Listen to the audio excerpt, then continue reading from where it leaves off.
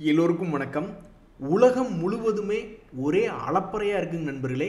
எங்கே போனாலும் பச்சை, everywhere it is very green அப்படின்ற மாதிரி இருக்குது. ஒரே ஒரு க்ரீன் தான் நம்மளுக்கு பிடிக்கல, அதை மட்டும் சுட்டு வீழ்த்தணும் அப்படின்ற மாதிரி யூஎஸ் டாலர் இண்டெக்ஸ் சமீபத்தில் 98க்கும் கீழே வந்தது.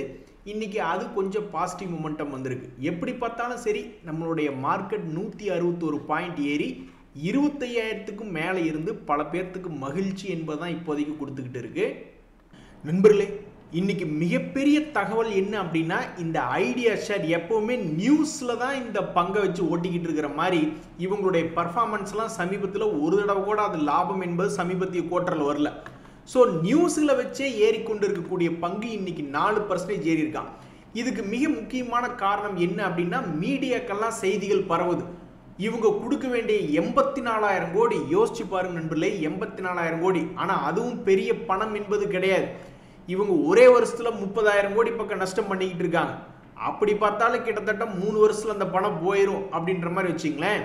ஸோ அப்பேற்பட்ட ஒரு பெரிய பணம் 84,000 கோடி அப்படின்றது கவர்மெண்ட் ரிலீஃப் பண்ணிடலாம் அப்படின்ற மாதிரி மீடியாக்கள்ல தகவல்கள் வருதே அப்படின்ற மாதிரி போய்கிட்டு இருந்தது. கிடையாது, கவர்மெண்ட் அந்த மாதிரி எங்களுக்கு எந்த விதமான கம்யூனிகேஷனும் பண்ணல அப்படின்னு சொல்லி மறுத்து பேசி அறிக்கை வெளியிட்டு இருக்காங்க வோடஃபோன். ஒருவேளை எதிர்காலத்தில் கவர்மெண்ட் அப்படி சொல்லுச்சுன்னா அதை பற்றி நாங்கள் தகவல் வெளியிடுறோம் அப்படின்ற மாதிரி சொல்லியிருக்காங்க. பாவம், இந்த ஐடியா ஷேர் வச்சிருக்கிறவங்க என்ன நினச்சிக்கிட்டு இருக்காங்கன்னா, அவங்களுக்கு இதே ஒன்று தான் இவங்களுக்கு அந்த ஒரு சந்தோஷம் நிகழ்ச்சி, வேற எதுவும் அது லாபம் செய்யக்கூடிய பங்கு இல்லை. நம்மளுக்கு தெரிஞ்சு கடன் வாங்கக்கூடிய கம்பெனிகள் ஏதாவது ஒரு பங்குகள் பெரிய அளவில் கடன் வாங்குறாங்க, 5,000 கோடி 10,000 கோடி வாங்குறாங்கன்னா அது ஒரு பாசிட்டிவ் நியூஸாக பல முறை பல பங்குகளுக்கு ஹெல்ப் பண்ணியிருக்கு. அப்படி ஒரு வகையில் இந்த 84,000 கோடி அப்படின்ற மாதிரி ஏதாவது ஒரு தகவல் வந்ததுன்னா ரொம்ப மகிழ்ச்சியாக இருக்குமேனு தான் இந்த ஷேரை வச்சிருக்கிறவங்களாம் ரொம்ப ஆசையோடு பார்த்துக்கிட்டு இருக்காங்க. இப்போ இல்லை, பல வருஷமாகவே பார்த்துக்கிட்டு இருக்காங்க. இப்போ வரைக்கும் அந்த மாதிரி ஒரு தகவலும் இல்லை. நண்பர்களே, ஹிண்டால்கோ இண்டஸ்ட்ரீஸ் அப்படின்ற பங்குல ஒரு மிக முக்கியமான தகவல் வந்திருக்கு. அமெரிக்காவை சேர்ந்த ஆலுக்கேம் அப்படின்ற பிஸ்னஸை அக்வஷன் பண்ணியிருக்காங்க.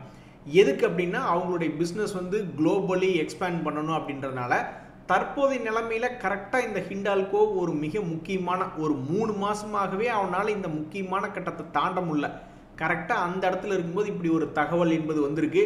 இனி இந்த முக்கியமான கட்டத்தை தாண்டானா, அப்படி இல்லை இதுக்கு முன்னாடி எப்படி மறுபடியும் ஒரு 620 கீழே விழுந்துட்டு அப்புறம் மறுபடியும் மேல் நோக்கி போனான், அந்த மாதிரி ஏதாவது பண்ண போறானான்னு இதை தொடர்ந்து வாட்ச் லிஸ்ட்டில் வச்சு பார்த்துக்கிட்டே இருக்காங்க. மேலே போச்சுன்னா வச்சிருக்கிறவங்களுக்கு நல்லது, கீழே வந்துச்சுனாக்கா புதுசாக வாங்குறவங்க நல்லது அப்படின்ற மாதிரி வாட்ச் லிஸ்ட்டில் வச்சு பார்த்துட்டு இருக்கக்கூடிய பங்காக இந்த ஹிண்டால்கோ அப்படின்ற பங்கு இருக்கு. நண்பர்களே, இப்போ 3 ஐபிஓக்கள் முன்னணியில் இருக்கு. நீங்கள் ஐபிஓக்கள் இப்போ ஓப்பனாக இருக்கிறத எடுத்து பார்த்தீங்கன்னா நிறையா இருக்கு. ஆனால் ஓப்பனாக இருக்கக்கூடிய, அதாவது முன்னணியில் இருக்கக்கூடிய ஐபிஓக்கள் கிரே மார்க்கெட் பிரீமியம் வரைக்கும் வச்சு பார்த்தீங்கன்னா, இந்த குளோப் சிவில் ப்ராஜெக்ட்ஸ் அப்படின்றதுனுடைய ஐபிஓ 26ஆம் தேதி நாளைக்கு முடிஞ்சிடும். ஆனால் இது என்ன சாதனை செஞ்சிருக்கு அப்படின்னு பார்த்தீங்கன்னா, இவனுடைய கிரே மார்க்கெட் பிரீமியம் ஆல்மோஸ்ட் 16% என்பது ஒரு லீடிங்காக இருக்கு. இதுக்கு அடுத்தது பார்த்தீங்கன்னா, இந்த ஹெச்டிபி ஃபினான்ஷியல் சர்வீசஸ் மிகப்பெரிய ஒரு ஐபிஓ. அப்படி வரக்கூடிய இந்த ஐபிஓ என்னைக்கு முடியுது அப்படின்னு பார்த்தீங்கன்னா, ஜூன் 27. இவங்களுடைய முன்னாடி இந்த ஹெச்டிபியினுடைய அட்வர்டைஸ்மெண்ட் ஓடிடுச்சு. அதாவது இந்த சம்பவ் ஸ்டீல் டியூப்ஸ் அப்படின்றதுடைய க்ளோசிங் டேட் அப்படின்னு பார்த்தீங்கன்னா ஜூன் 27. அவங்களுடைய கிரே மார்க்கெட் பிரீமியம் எவ்வளோ போகுதுன்னா 12ன்னு 2வது இடத்துல இருக்கு. 3வதாக நம்ம பார்க்கக்கூடிய மிகப்பெரிய ஒரு ஐபிஓ 12,500 கோடி மதிப்பிலான மிகப்பெரிய ஒரு ஐபிஓ ஹெச்டிபி ஃபினான்ஷியல் சர்வீசஸ். அவங்களுடைய க்ளோசிங் டேட் ஜூன் 27. இவங்களுடைய கிரே மார்க்கெட் பிரீமியம் என்னன்னு பார்த்தோம்னா வெறும் ஒரு 9% அப்படின்ற மாதிரி தான் காமிச்சிக்கிட்டு இருக்கு. இருந்தாலும் இது நிலையான ஒரு கம்பெனி. இந்த நிலையான கம்பெனியில் அப்புறம் என்ன 100% காமிப்பாங்க அப்படின்ற மாதிரி 9.32% அப்படின்ற லாஸ்ட் கிரே மார்க்கெட் பிரீமியம் காமிச்சாலுமே தற்போதைக்கு இந்த 3 பங்குகளில் கிரே மார்க்கெட் பிரீமியம் படி கொஞ்சோண்டு பின்தங்கி இருந்தாலும் இருக்கிறதுலே ஃபேமஸான ஒரு ஐபிஓ சமீபத்தில் ஸ்ட்ராங்கான ஐபிஓன்னா இந்த ஹெச்டிபி ஃபினான்ஷியல் ஐபிஓ தான். ஸோ இதுதாங்க ஐபிஓக்களை பற்றிய தகவல். பொதுவாக அந்த காலத்தில் மார்க்கெட் நல்லா இருக்கிறப்ப பல ஐபிஓக்கள் 30%லேருந்து 80% வரைக்கும் அசால்ட்டாக லிஸ்டிங் கெயின் வர மாதிரி காமிப்பான். இப்பெல்லாம் 15% தாண்டதே பெரிய விஷயமா இருக்கு. நண்பர்களே, யாருமே எதிர்பார்க்கல போர் வந்து நின்றுச்சு, இனிமேல் தங்கத்தினுடைய விலை சுமாராக இருக்குமா அப்படின்ற மாதிரி நிறைய பேர் யோசிச்சுட்டு இருந்த நேரத்தில், யாருமே எதிர்பார்க்காத நேரத்தில் இந்த கல்யாண் ஜுவல்லரி அப்படின்ற பங்கு இன்னைக்கு நல்ல விதமாக மேல் நோக்கி ஏறி வந்து தன்னுடைய லோ ப்ரைஸ்லேருந்து இப்போ 7% என்பது ஏறி வந்திருக்கு. கரெக்டாக ஒரு 2 days மூவிங் ஆவரேஜ் பக்கத்தில் வந்திருக்கு. ஷார்ட் டேர்மில் இனிமேல் இந்த பங்கு சேஃபாக கரெக்டாக 2 days மூவிங் ஆவரேஜ் தொட்டதுக்கப்புறம் இனிமேல் சேஃபாக தொடர்ந்து மேல் நோக்கி போகுமா அல்லது மறுபடியும் இன்னொரு ரவுண்ட் ஏதாவது கீழே வந்துட்டு போகுமா அப்படின்றது தெரியாமல் தான் இப்போதைக்கு பல பேர் பார்த்துக்கிட்டு இருக்காங்க. ஸோ தற்போதைய நிலைமையில் நல்ல ஒரு லோ ப்ரைஸ்லேருந்து 7% ஏறி இருக்கா. பல முதலீட்டாளர்கள் பார்த்துக்கிட்டு தான் இருந்தாங்க, பல ட்ரேடர்கள். இதுக்கு முன்னாடி இருந்த லோ வந்திருக்கே மறுபடியும் ஒரு 15-20% ஏறுவியான்னு பார்த்துட்டு இருந்தாங்க. தற்போதைக்கு 7% ஏறி இருக்கு. இதுக்கப்புறம் பாதி கிணறு தாண்டினதுக்கப்புறம் இது சேஃபாக மறுபடியும் கொஞ்சம் தூரம் போகுமா அல்லது கீழே வருமானு தெரியல. கீழே வந்துச்சுன்னா இன்னொரு ரவுண்ட் அப்படின்ற மாதிரி ட்ரேடர்களுக்கு வந்துட்டு இருக்காங்க. ட்ரேடர்களுக்கு என்ன ஒரு சந்தோஷம்னா, சமீபத்தில் பல பங்குகள் இந்த மாதிரி கீழே இதுக்கு முன்னாடி என்ன லோ இருந்ததோ ஒரு மாதம் லோ அப்படின்றது வந்த பங்குகளில் ஒரு 7% ஏறிய பங்காக இந்த கல்யாண் ஜுவல்லரி இருக்கிறதுல அவங்களுக்கு ஒரு மகிழ்ச்சி. நண்பர்களே, ஒரே ஆச்சரியம், என்ன நடந்துகிட்டு இருக்குன்னே தெரியல. அதாவது இந்த கெய்ன்ஸ் டெக்னாலஜி அப்படின்றது 5800 ட்ரேட் ஆகிட்டு இருக்கு. எவ்வளவு பெரிய வால்டிலிட்டி பாருங்க. 100 ரூபாய்க்கு மேல காலையில இருந்து இறங்கி மறுபடி கீழிருந்து ஏறி மிகப்பெரிய வால்டிலிட்டி காமிச்சிட்டான் ஒரு ஷேருக்கு. என்ன காரணத்தினால அப்படின்னா, அவங்களுடைய அறிவிப்பு டிஸ்கவுண்ட்டுக்கு 5569 ரூபாய்க்கு நாங்கள் வந்து குவாலிஃபைடு இன்ஸ்டிடியூஷனல் பிளேஸ்மெண்ட் வைக்கிறோம் அப்படின்னு சொல்றாங்க. அது வந்து டிஸ்கவுண்ட்டு. அந்த டிஸ்கவுண்ட்டையே தாங்கி நின்று இன்னைக்கு இந்த கெய்ன்ஸ் டெக்னாலஜி தன்னுடைய ஷேர் ஹோல்டர்ஸ்க்கு சந்தோஷத்தை கொடுத்துருக்கான்னா உண்மையிலேயே சூப்பர்னு தான் சொல்லணும். ஏன் அப்படின்னாக்கா, பல பேர் இப்போதான் சமீபத்தில் அடி வாங்கினாங்க. அந்த ஹிந்து ஜிங்க் வந்து சமீபத்தில் கிட்டத்தட்ட அவன்லாம் ஒரு 500 ரூபாய்க்கு மேலே சந்தோஷமாக ஆடி பாடி தெரிஞ்சுக்கிட்டு இருந்தான். அப்புறம் ஹிந்துஸ்தான் ஜிங்க்ல திடீர்னு இதே மாதிரி தான் அவங்களுடைய ப்ரொமோட்டர் வந்து ஆஃபர் ஃபார் சேல் போடுறாங்க டிஸ்கவுண்ட் ப்ரைஸுக்குன்னு போட்ட உடனே பாவம் அது தடுமாறி கீழே விழுந்தது தான். இன்னுமே 5 நாளாக அது எந்திரிச்ச பாடு இல்லை. இதையெல்லாம் பார்க்கும்போது அவங்கவுங்க தலை விதி தான் அப்படின்ற மாதிரி ஆயிடுச்சு. இந்த கெய்ன்ஸ் டெக்னாலஜி தான் QIP வந்து டிஸ்கவுண்ட்டில் போட்டிருக்கு. இருந்தாலும் அவன் நின்று ட்ரேட் ஆகிட்டு இருக்கான். ஆனால் இந்த ஹிந்துஸ்தான் ஜிங்க்கு குப்புன்னு கீழே விழுந்துச்சு. நண்பர்களே, இந்த சமயத்தில் இன்னைக்கு யார், இன்னைக்குன்னு இல்லை கடந்த 3 நாட்களாக யார் ஸ்டாக் மார்க்கெட்டில் வெறி பிடிச்ச மாதிரி ஏறிக்கிட்டு இருக்காங்க அப்படின்னு பார்த்தா இந்த power grid infrastructure investment trust தான். ஏன் என் செல்லத்துக்கு இவ்வளவு வெறி அப்படின்றது தெரில. அது பாட்டுக்கு இறங்குச்சு. ஒரு காலத்தில் 140 ரூபா ரேஞ்சில் இருந்து அவன் போயிட்டான், 76 வரைக்கும் போயிட்டான். ஊருக்குள்ளே என்னென்னமோ பேசிக்கிறாங்க, அது 50 போயிடுமோ 60 போயிடுமோ அப்படி இப்படின்னு பேசிக்கிட்டு இருந்தாங்க. எப்படியோ ஆண்டவுன் அருளால் திடீர்னு ஒரு தகவல் ஒன்று வந்தது.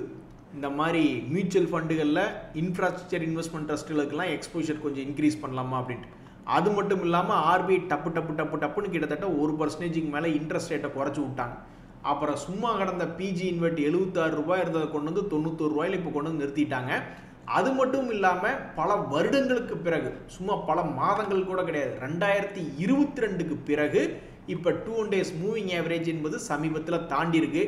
இப்போ எல்லாருமே தைரியமாயிட்டாங்க. இந்த பிஜி இன்வெர்ட் வச்சிருக்கிறவங்கலாம், இனி நீ வந்து ஒரு ஃப்ளாட் சேனலாக இப்படி ட்ரேட் ஆனாலும் எங்களுக்கு இனி பிரச்சனை இல்லை, 76 to 91 ட்ரேட் ஆனாலும் பிரச்சனை இல்லை. இனி மறுபடியும் வந்து இந்த வருஷம் முடியும் போதோ அல்லது அடுத்த வருஷம் முடியும் போதோ எப்படி கீழே 70 ரூபா ரேஞ்சிலேருந்து 91 வந்தியோ அதே மாதிரி 91லேருந்து 120 வந்தாலும் எங்களுக்கு இப்போ கவலை இல்லை. நீ என்ன பண்ணாலும் இனி எங்களுக்கு ஒரு வருஷத்துக்கு கவலை இல்லை. ஏன்னா 12 ரூபா டிவிடெண்ட் கொடுக்குறேன்ட்டாங்க இந்த வருஷத்துக்கு. அதனால் எங்களை கொஞ்சமாவது இன்னைக்கு சந்தோஷமா வச்சிருக்க விடுறியா அப்படின்ற மாதிரி இந்த கிக்ரி அப்படின்ற பங்கு என்ன ஒரு காரணத்தினாலேயோ இன்னைக்கு காலையில மிகப்பெரிய ஒரு ரேலி 405 ரூபா பக்கத்தில் வந்துட்டு மறுபடியும் இப்போ கீழே இறங்கி வெறும் 384 ரூபாய்க்கு ட்ரேட் ஆகிட்டு இருக்கு. சமீபத்தில் இது ஒரு அருமையான இடமா தான் இருந்தது. பல ட்ரேடர்கள் பார்த்துக்கிட்டு தான் இருந்தாங்க. சூப்பரான இடமா வந்து விழுந்திருக்கானே, ஏற்கனவே இங்கேருந்து ஒரு பெரிய ரேலி கொடுத்துருக்கான், இந்த முறையும் கொடுப்பானான்னு பார்த்துக்கிட்டு இருந்தாங்க. அதே மாதிரி திடீர்னு இன்னைக்கு காலையில் ஒரு மாதிரி செட்டிங் போட்டால் கடைசியில் பார்த்தா இன்னைக்கு கொஞ்சம் கீழே இறங்கி ட்ரேட் ஆகிட்டு இருக்கு. ஸோ தற்போதைய நிலைமையிலிருந்து பழைய ஹை என்பது வந்துச்சுன்னா, இங்கிருந்து தன்னுடைய பழைய ஹை வந்துச்சுன்னா 15%, பழைய ஹை வர முடியல நான் மறுபடியும் கீழே போகிறேன் அப்படின்னாக்க இங்கிருந்து ஒரு 7% தொலைவில் 9% தொலைவில் ரீசன்ட் லோ அப்படின்றது இருக்குது. எது முதல்ல வருதோ அதை பொறுத்து தான் சந்தோஷம். என்ன கேட்டால் மேலே தான் வரணும்ப, மேலே வந்து 15% தொட்டுட்டு அப்புறம் அது என்னமோ பண்ணட்டும் அப்படின்ற மாதிரி தான் நான் நினைப்பேன். வேறு சிலர் என்ன நினைப்பாங்க, சரி அவன் இங்கிருந்து பாதி தூரம் போயிட்டு கீழே வர்றான், இன்னும் கொஞ்சம் கீழே போயிட்டு அப்புறம் ஒரு ஃபுல் ரவுண்டு போட்டும், ஸ்டாக் மார்க்கெட் தான் அழியிறதே இல்லைங்களேங்க, இந்த கம்பெனி என்ன க்ளோஸ் பண்ணிட்டு போயிட போறானா, டக்குன்னு நாளைக்கே க்ளோஸ் பண்ற மாதிரியும் அந்த கம்பெனி கிடையாது. சரி டிவிடெண்ட் கொடுக்குறானா அப்படின்னு பார்த்தா 2.5% டிவிடெண்ட் கொடுக்குறான். இது ஏன் எனக்கு திடீர்னு வெறி வந்துருச்சு அப்படின்னா, அந்த செல்லக்குட்டி பிஜி இன்வைட் பண்ண வேலை இன்னைக்கு அவன் இப்படி வெறி கொண்டு ஏறினதுனால இப்போ அது 91 ரூபாய்க்கு கீழே இருக்கிற வரைக்கும் எப்படி ஒரு 10-20 ரூபா டிவிடெண்ட் கொடுத்துருப்பான் கணக்கு போட்டு பார்த்தா. அப்போ அந்த 20 ரூபாயை 91ஓட ஆட் பண்ணோம்னு வச்சுங்க, அதுவே 100 தாண்டிடுது. அப்புறம் இந்த வருஷம் இன்னொரு 12 ரூபா கொடுக்குறான்னு வச்சுங்களேன். அப்போ டிவிடெண்ட் இருக்கக்கூடிய பங்கு கீழே இறங்கிட்டு மேலே ஏறினா என்ன, அல்லது கீழேயே போயிட்டு அப்புறம் ஒரு 2-3 வருஷம் கழிச்சு ஏறினா என்ன, அல்லது இங்கிருந்தே தான் ஏறினா என்ன அப்படின்ற மாதிரி தான் இந்த ஸ்மார்ட் மணி கான்செப்டில் எஸ்ஐபி போடுற ட்ரேடர்ஸ் எல்லாம் இப்போ ஒரு மாதிரி தெளிவாயிட்டாங்க அவங்கெல்லாம். இங்கே பாருங்க, இப்போ இந்த பிஜி இன்வெஸ்ட்ல ஒரு அருமையான லாபம் தான், ஒரு 2 வருஷம் கூட கழிச்சு வரட்டும். இப்போ நம்ம என்ன பண்ணுறோம், அந்த கம்பெனியில் ஏதாவது கரண்ட் கம்பி பிடிச்சி இழுத்து கட்டி லைன் போடுறதுக்கு ஏதாவது ஹெல்ப் பண்ணுறோமா? இல்லை. நைட்டு 2 மணி இருக்கும், அப்போ ஊரே தூங்கிட்டு இருக்கும்போது ஒருத்தர் செருப்பு வாங்கலையோ செருப்பு அப்படின்னு விற்று போனால் யார் எந்திரிச்சு வந்து வாங்குவோம் அப்படின்ற மாதிரி இதில் ஒரு அருமையான தகவல் இருந்தது. நெஸ்லே இந்தியாவில் போனஸ் ரிலேட்டடான தகவல் என்பது சில நாட்களுக்கு முன்னாடியே இருந்தது. அப்போல்லாம் பெருசாக எதுவும் மூவ்மெண்ட் காட்டாமல் எல்லாரும் வேற பக்கம் திரும்பி மற்ற பங்குகளை பார்த்துக்கிட்டு இருக்கீங்களா. திடீர்னு இன்னைக்கு ஒரு 2% பக்கம் ஏறி இருந்தால் இப்போ 1.37% நெஸ்லே இந்தியா அப்படின்றது பாசிட்டிவ்ல இருக்கு. ஸோ நியூஸ் வந்த சமயத்தில் பெருசாக ஏறாமல் இன்னைக்கு கொஞ்சம் பிக்கப் ஆகிருக்க. எது எப்படியோ நீ பிக்கப் ஆகிருக்கியே அந்த விஷயமே பரவாயில்ல அப்படின்ற மாதிரி பல பேர் இந்த பங்கை பார்த்துட்டு இருக்காங்க. ஏன்னா இதனுடைய 1 இயர் ஹை என்பது 2800 பக்கத்தில். இந்த பங்கு 1.13% டிவிடெண்ட் கொடுத்து கொண்டு இருக்கக்கூடிய பங்காகவும் சமீபத்தினுடைய குவார்ட்டரில் ஒன்றும் மோசமெல்லாம் இல்லை. 696 கோடி இதுக்கு முந்தின குவார்ட்டரில் ரிசல்ட் காமிச்சிருந்தா அதை விடவும் கொஞ்சம் அதிகமாக 885 கோடின்னு காமிச்சிருக்கான். இதுக்கே இன்னும் மரியாதை கிடைக்கல. அவங்க இம்ப்ரூவ் பண்ணி காமிச்சிருக்கக்கூடிய குவார்ட்டர்லி ரிசல்ட்டுக்கே இன்னும் மார்க்கெட்டில் பெண்டிங் இருக்குது. அதே சமயம் போனஸ் சம்பந்தப்பட்ட தகவல்னு 2 தகவல் இருக்குது. இந்த 2 தகவலையும் வாங்கி வச்சுக்கிட்டு தேமைன்னு படுத்து கிடக்கு. இது எப்போ தான் மேலே 2800 அல்லது பெரிய வால்டிலிட்டி காமிச்சு கீழே வருமானு தெரில. பட் எல்லாருமே வந்து மேல் நோக்கி வரணும் இந்த நியூஸ்களை வச்சுக்கிட்டு அப்படின்ற மாதிரி தான் பார்த்துக்கிட்டு இருக்காங்க. நண்பர்களே, இந்த இந்தியா ஹோட்டல் அப்படின்ற பங்கு வந்து கொஞ்சோண்டு இறங்கி கிடக்கக்கூடிய பங்கு. இன்னுமே அவன் பியர் மார்க்கெட்டுக்கே போக மாட்டேங்கிறான். ஒவ்வொரு முறையும் 2 days மூவிங் ஆவரேஜ் பக்கத்தில் கொஞ்சம் சப்போர்ட் எடுத்துக்கிறான். இப்போ கூட சமீபத்தில் 750 ரூபா ரேஞ்சு 720 ரூபா ரேஞ்சுன்னு 2 days மூவிங் ஆவரேஜ் பக்கத்தில் இருந்து இப்போ 781 வருது. எனக்கு என்ன ஆச்சரியம்னா, இந்த லெமன் ட்ரீ ஹோட்டல்னு அப்படின்னு அப்பப்போ நான் நியூஸ் படிக்கிறேன். நேற்று கூட ஒரு நியூஸ் ஒன்று படிச்சுட்டு இருந்தேன். 47 ரூம் கொண்ட ரூம் ஏதோ பஞ்சாபில் பிடிச்சிருக்காங்க அப்படின்ற மாதிரி படிச்சுட்டு இருக்கிறேன். பட் இந்த இந்தியன் ஹோட்டல்னு அதிகமாக தகவல்கள் படிக்கலைன்னாலும் இது தன்னுடைய கையை ஊன்றி சொந்தமாகவே அப்பப்போ 2 days மூவிங் ஆவரேஜில் ஏறிக்கிட்டே இருந்தால் இப்போ கூட சமீபத்தில் 720 ரூபாயிலிருந்து 781 ரூபா அப்படின்ற மாதிரி மூவ் ஆகி ஒரு மகிழ்ச்சியை கொடுத்துருக்கு இந்த இந்தியன் ஹோட்டல்ஸ் அப்படின்ற பங்கு. Hello brother, Natco Pharma share price இன்னைக்கு செஞ்சதுலேயே நீங்கள் ஒரு அருமையான வேலை இதுதான். இன்னைக்கு ஒரு 1.5% ஏறினது தான் அப்படின்னு அந்த ஷேரை வச்சுருக்கிறவங்களாம் மகிழ்ச்சியாக இருக்காங்க. ஏன் அப்படின்னாக்கா சமீபத்தில் அது ஒரு குறிப்பிட்ட ரேஞ்சுக்குள்ளேயே ட்ரேட் ஆகிட்டு இருக்கு. நீங்கள் பிப்ரவரி மாதத்தில் எடுத்து பார்த்தீங்கனாலும் இதே 850 தான் இருப்பான். இப்போ போய் அவன் தோலை தொட்டு எங்கே திரும்பி மூஞ்சி காட்டினாலும் அப்போ அவன் 880ன்னு சொல்லி சிரிச்சுட்டு நம்மளை பார்ப்பான். ஒரே ரேட்டில் தான் ட்ரேட் ஆகிட்டு இருக்கு.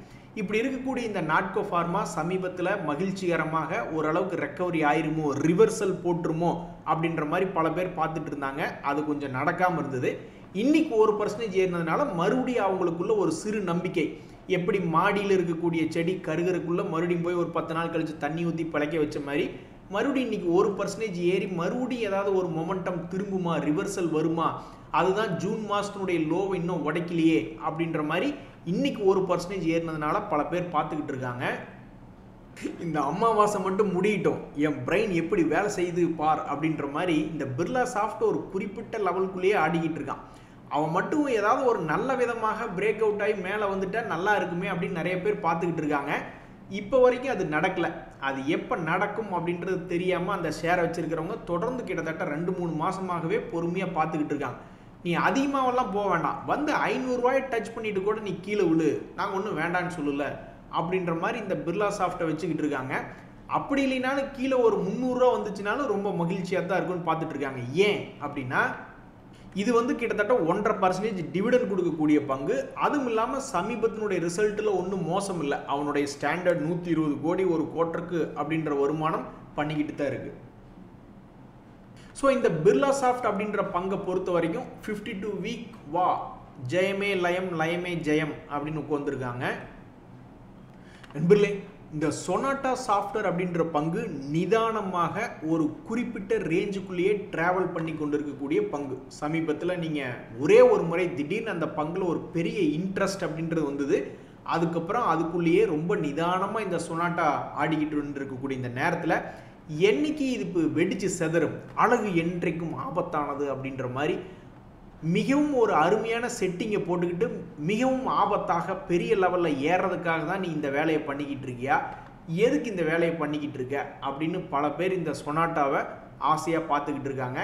யாருக்குமே அது பிடி கொடுக்காமல் ஒரு குறிப்பிட்ட ரேஞ்சுக்குள்ளேயே 2-3 மாதங்களாக ஆடிக்கொண்டிருக்கிறது. விவரமாக இருக்கிறவங்க போய் எல்லா டீட்டெயிலையும் கலெக்ட் பண்ண தான் செய்வாங்க. டிவிடெண்ட் இருக்கா, டிவிடெண்ட் 2% கொடுக்குறான், சரி கடனும் இல்லை தான்.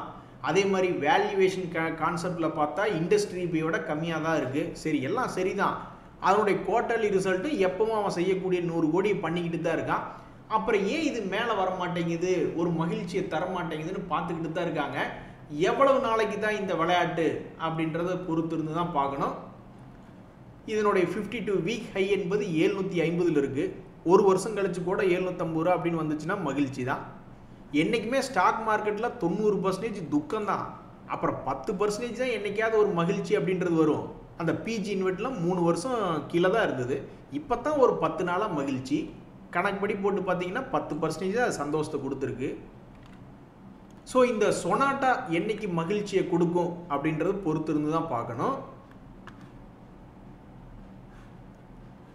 நண்பர்களே, இந்த கேஇ இண்டஸ்ட்ரீஸ் அப்படின்றது சமீபத்தில் ஒரு புல்லிஷ் என்கல்ஃபிங் அப்படின்னு போட்ட ஒரு பங்கு.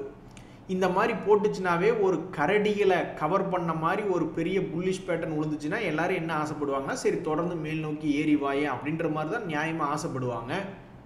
ஸோ அப்படி இருக்கக்கூடிய இந்த கேஇ இண்டஸ்ட்ரீஸ் அப்படின்ற பங்கு கரெக்டாக 2 days மூவிங் ஆவரேஜ் கிட்ட இருக்குது. ஏப்போ உங்களுக்கு நான் இவ்வளோ பெரிய சந்தோஷத்தை கொடுத்துருக்கேன், 2000 ரூபா இங்கே, 3800 ரூபா இங்கே, இந்த சந்தோஷம் உங்களுக்கு வேண்டாம், இனி மறுபடியும் உங்களுக்கு இங்கிருந்து ஏறி சந்தோஷத்தை கொடுக்கணுமா அப்படின்ற மாதிரி இந்த கேஇ இண்டஸ்ட்ரீஸ் நினச்சிக்கிட்டு இருக்கும். இருந்தாலும் வேறு வழி இல்லை, நீங்கள் பழைய ஹை வாங்கலாம் ப்ளீஸ் அப்படின்ற மாதிரி தான் எல்லோரும் எதிர்பார்த்துக்கிட்டு இருக்கோம்.